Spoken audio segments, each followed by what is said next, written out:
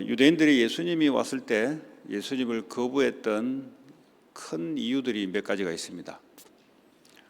이들이 구약에 준 하나님의 주신 약속 말씀을 그대로 지키기는 했는데, 이 구약에 준 이 상징, 율법, 의식들이 예수님이 오면은 다 없어진다는 사실을 몰랐어요. 다시 말하자면 예수님을 위해서 쉽게 말해 실제 우리의 메시아 그리스도가 오면은 구약에 했던 것들이 다 폐해진다.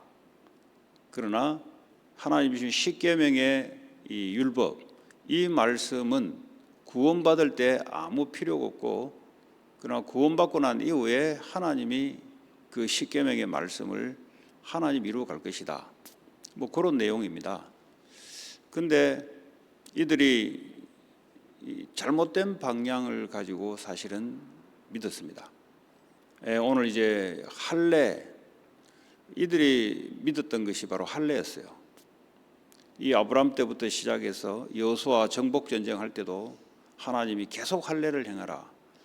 모세가 출애굽을 하기 위하여 가기 전에도 하나님이 아들의 할례를 행하고 하고 난 이후에 출애굽하러 보냈죠. 그만큼 이스라엘 사람들의 이 마음과 생각 속에, 머리 속에는 할례를 하게 되면은 우리는 구원받은 백성이다, 이렇게 이 사람들이 알고 있었습니다.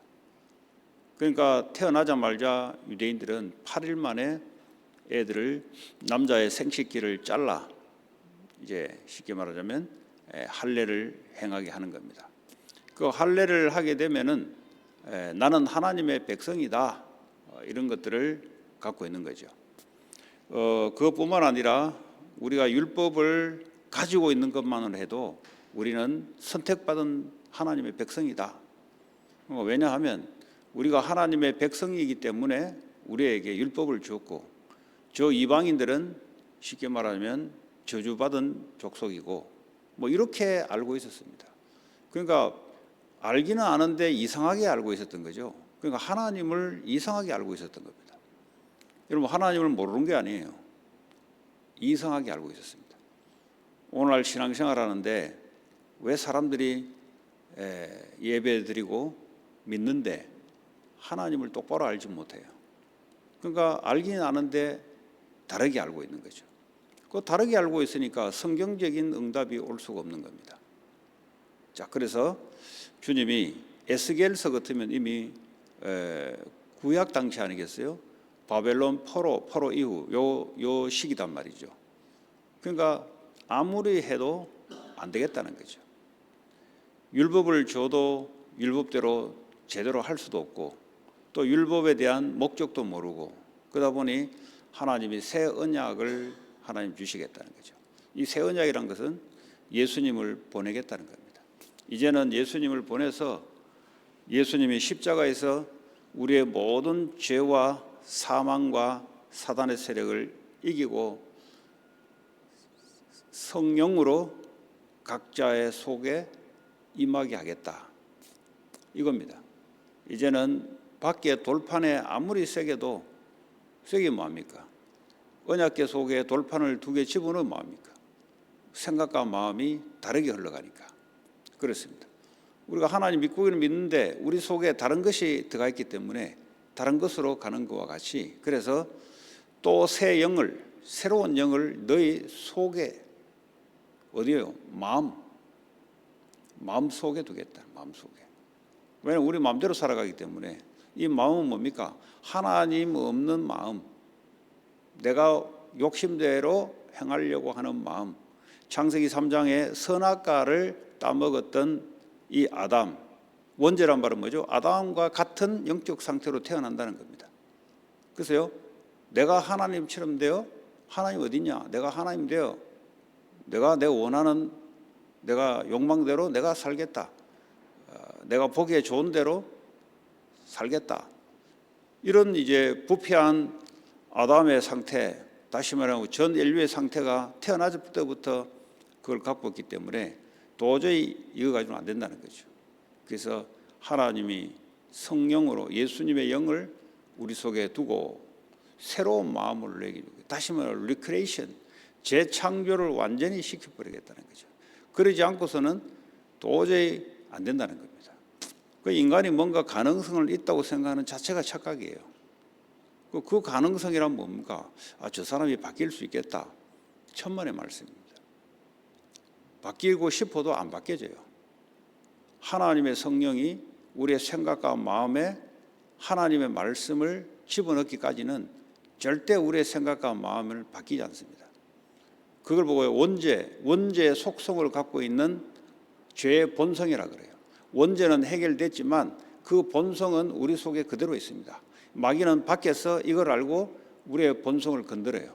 왜냐? 하나님을 대적하려고 하는, 하나님 뜻대로 살기보다는 내 마음대로 살려고 하는 것이 우리 속에 있기 때문에, 그래서 우리 자신을 잘 알아야 돼요. 내가 뭔가 가능성이 있다, 천만의 말씀입니다. 그거는 내가 산업을 좀 하고 공부를 좀 하고, 육신적인 이야기죠. 그러나 우리 속에는 철저하게 안 되는 구조가 돼 있으니 주님이 십자가에 우리를 그리스도와 함께 죽이고 주님이 내 안에 사시는 그 방법을 택한 겁니다. 그게 바로 새 영을 너희 속에 두어 너희 육신에서 굳은 마음을 제거하고, 굳은 마음이 바로 그듭니다. 하나님에 대해서 목이 뻣뻣하고 고집으로 자기 뜻대로 하려고 하는 굳은 마음, 이것이 안 벗겨지는 겁니다.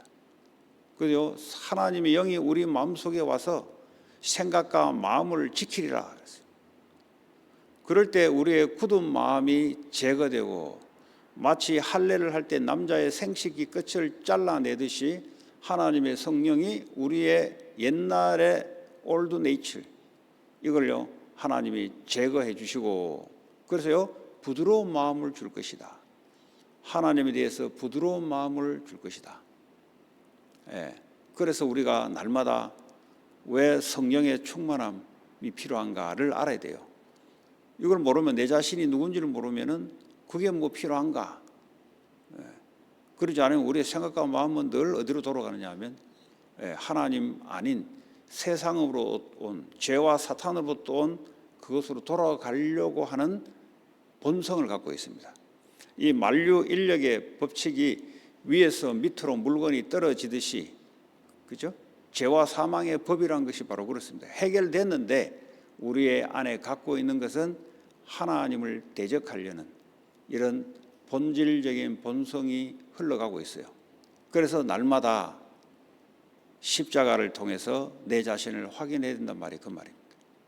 하나님의 성령이 오늘도 내 생각과 마음을 하나님께서 붙잡아 달라고, 나가 누군지를 알면은 그렇게 기도하게 돼 있습니다.